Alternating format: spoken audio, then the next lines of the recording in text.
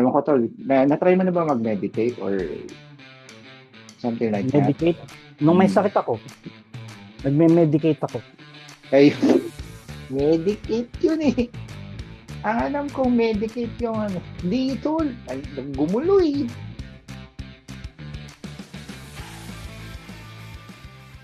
Sa Fairview, Quezon City. Oo eh. I bet you've been there, di ba?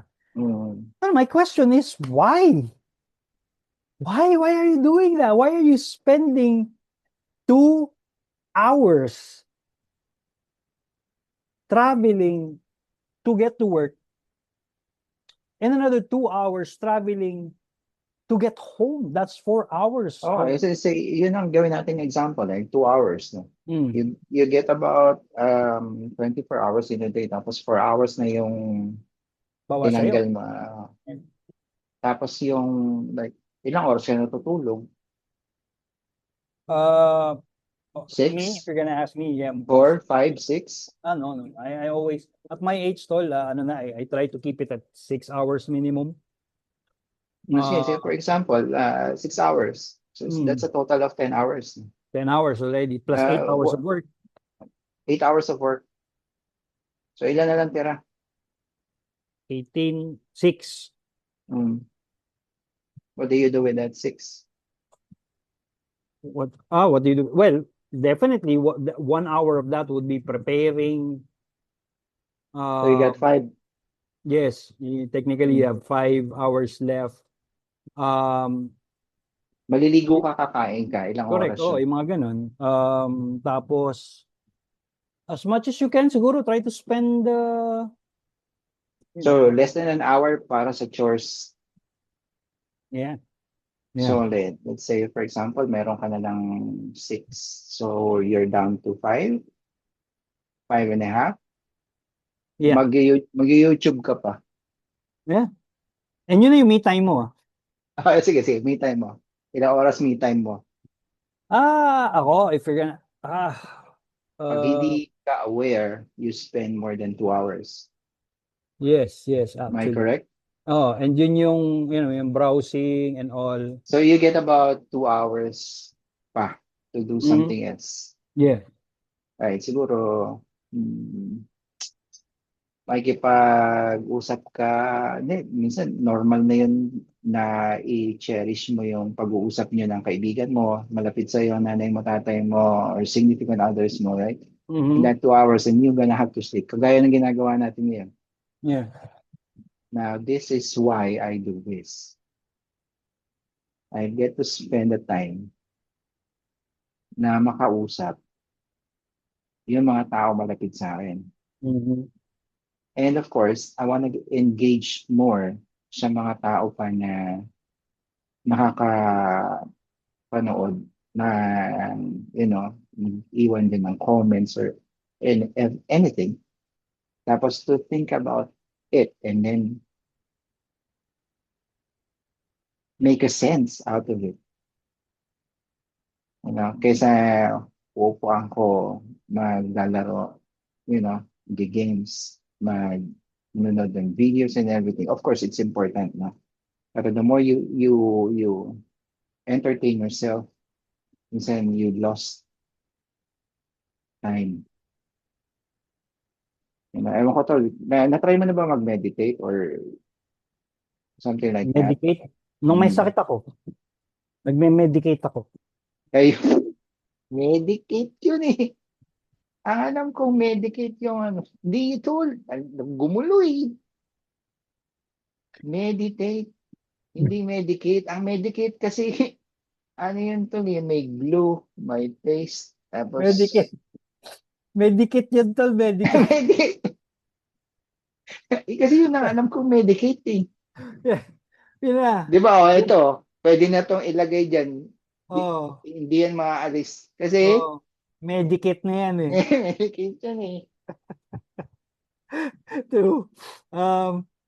Bakit kaya hindi mag-isip ng ibang paraan ang ibang tao to be better, to have a better life? My understanding is, bakit hindi mo gawa ng paraan, magbaguhin lahat. But actually, when you are in a loop, there's no way out. Kasi walang entrance, walang exit yun. You're just in the system. You will never think out of the box. Kasi nasa loop ka eh. One leads to another. Kaya hindi mo makita yung exit, no? Or hindi mo makita yung start. Yung ibang tao nagtatanong, saan ba ako dapat mag-umpisa? Mm-hmm. It's a good Right? question. And then, ano bang dapat kong gawin? Yes, nandun na sila. They don't know how, ah, saan mo umpisahan, paano. Best thing for a person to like really get into taking action ng intentional is through acceptance. Going back to our why are we doing this? Kaya ako nasabi sa'yo na the reason why I'm doing this call with you is because of passion. Mm. The reason why I went to training, although I'm an engineer by profession, was obviously inspired by some loved ones. Si Ermats ko, alam mo naman, di ba, sa ano siya dati, so guidance counselor teacher. So I had this high parang wanting to do the same. Meron din ako mga teacher natin before, tol, na-inspire ako sa kanila. Mm. Ewan ko, nalala mo si Mr. Ke, Social Ah. Studies.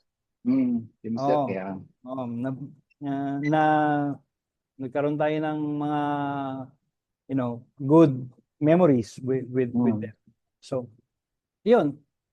That's why nung time na yun, it was a passion for me, but it never came out early because of my work. Pero when the opportunity came, and I got out of the loop, yun na yung natanggap ko na yung sino ako. Because I Mm. have already accepted who I am now. Mm. So, just to add to that, acceptance will happen, will come to you once you have accepted who you are now. Then you can accept Mm. who you can become. And that's where I am right now. Ano mo yun? I wanted to become someone who can share my passion. Mm. And thanks to what you said, I now have a better understanding of my why we are doing this. It's because I don't need to be someone who I am not. I can be someone who I am with you Mm. and talk Mm. about the things that I want to talk about and talk about the way talk about the way I want to talk about. Not always have to be creating an image of believability, which is, I guess that is the challenge of some people, why they can't seem to find their why. It's because instead of accepting who they can become, instead of trying to accept who they're not, they're trying to create an image of believability na ito na yung why ko. I don't know if Mm. I'm making sense, my friend. Mm. An epiphany that came to me. Medyo malalim siya talagang pag-usapan. Like, for me kasi, um, acceptance and surrender. Acceptance and surrender. Mm. Kumbaga, lay down mo na lahat. Uh, the thing that you can only do is to act on it. And if you act on it, uh, do the best you can. Yun, ma-feel mo naman siya eh, na like gusto mo pa mag-push ng mag-push, pero hindi nagwo-work, may mga times hindi siya nagwo-work. Pero you keep on pushing pa rin kasi there's something that you believe in to what you're doing na somehow may guts ka eh, na alam ko may mangyayari dito, alam ko may mangyayari dito. Parang ganun. Kaya kahit na maraming tao nagsasabi sa'yo na parang, oh, wala nang mangyayari sa'yo dyan. walang kwenta yung ginagawa mo, nag-aaksaya ka lang. You know, you try to silence them kasi you believe in what you do.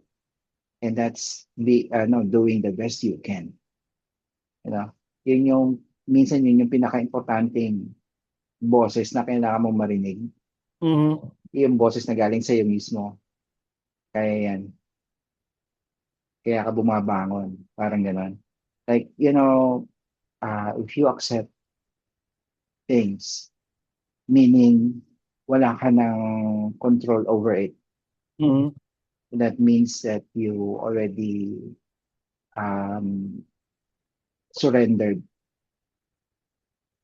When you surrender, that's the end of it. Huwag mo na siyang babalikan. Like, wala kang control doon. It's a waste of time. You're gonna have to accept it na talagang, okay, nangyari sa akin to. Kasi minsan meron kang in denial ka pa eh. Aha. Yun na-accept mo. Tapos, isurrender mo na wala ka na talaga magagawa. Like, for example, may tao na natanggal siya sa trabaho. Ay, at least, talagang, kumbaga parang dami din na, hindi naman dapat ako, pero ako pa yung nauna na matanggal. Kaya may mga tao na dapat ako yung nasa position ngayon, bakit siya, isa akin galing yung idea. Just accept it. Accept mo. Hindi para sa iyo yun, accept mo. I-surrender mo na yun, ginawa mo talaga lahat. Now, gumawa ka ng panibagong action. Yung ikaw, yung marereflect mo na talagang ikaw, talagang signature mo. Tapos, do the best you can. Kasi Ikaw kung ba, hindi, tol? oh, Sorry. Go. go, sige.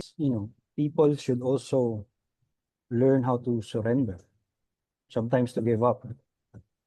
Which is, as a human being, yun yung mahirap sa atin. Yung tanggapin that you're defeated, that wala eh. Hmm.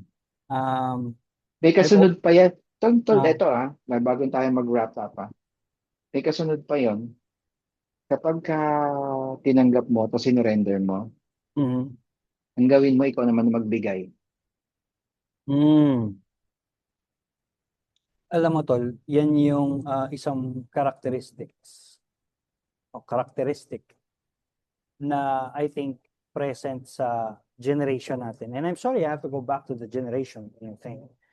And in a way, shape or form ko, I'm trying to undermine the younger generations. All I'm saying is that, um, katulad mo at katulad ko, I've learned to surrender because I have accepted, katulad mo din, nung ako yung nagtatrabaho earlier, na there are people who came before me na mas magaling sa akin. And I accepted who I am not. So I surrendered or on some stuff. I accepted my defeat. And pinabayaan ko na lang. Kung saan ako dinala, pinagpad ng kapalaran, I just tried to be better. I did more, just like what you did. I did more. I gave more before I asked for what I can become. And just like what you said earlier, some people, inumpisa nilang mag-invest sa sarili nila. Pagalingin yung sarili nila, palaguin yung sarili nila, so that you can give more to others. And that's, I think, our why. We Yeah. have more to give. Mm. We have more time to give. Yeah. We have surrendered enough so that we can give more. Mismo. And I like what you said about now that you can give, things will come back. And you help me understand, Tol, yung tanong ko kanina, bakit yung ibang tao, they get stuck in that loop? Is it because hindi pa nila tanggap, hindi pa nila ma-accept? I was wrong. And thank you. Thank you for correcting me or my belief, no? They're not stuck. Probably they have surrendered. And they are now in the process of giving more. And eventually, yung denial na naramdaman mo before, sabi mo, I think it's just more of a delay lang. It's not a denial. Dinelay lang pala, tol. Dinilay lang. Dinelay lang. So my message for the people watching this about why are we doing this? Because we want to give more. And we want to show people who might be stuck in the loop na hindi po kayo dininay. Yung inyong why, hanapin nyo lang. And eventually, yung mga bagay na dapat mapasa inyo, you will get that once you just simply surrender and accept. It's not a denial. It's just a delay. But it will come. Your why. Hmm. Why? Ako, ito naman ang message ko. Gawa lang ng gawa, no? At saka yung gawa galing dapat sa puso, no? Coming from here. The more na ginagawa mo siya, the more mo na-hone yung sarili mo. The more mo napapabuti yung skill mo, whatever it is, ugali or what. Kasama na rin dyan pati yung fortune mo. Gawa lang ng gawa. Tira lang ng tira. Huwag kang hihinto. Oo, susubukan ka. Wala namang rule na hindi ka malungkot eh. Tama yun. No? So, may mga levels ng why. Tanungin mo lagi. Pagka dumaan ka ng problema, tanungin mo sarili mo, why? Eh, kasi ginagawa ko to para sa family ko. Why? Eh, kasi gusto kong gumanda yung kinabukasan nila. Why? Kasi yung mga bata lumalaki. Gusto ko silang maging masaya. Why? Kasi masaya ako, nakikita kong masaya ang family ko. I-peel off mo nang i-peel off yon hanggang sa ma-reach mo yung pinaka-core ng why mo. And yun doon mo masasabi sa sarili mo na, okay. Ito pala talaga ang gusto kong gawin. Yeah, keep that. Thank you, Tol. And to our watchers, I hope this begins your why. Not just why to join in and watch us, but to join us in uncovering more about life in general, topics na magandang pag-usapan, and of course, to make our conversations always happy and lively. Tall Talks, opinions, real talks. It's just you and us. And we're here. Magandang gabi. Maraming salamat. Good night, everyone. Bye.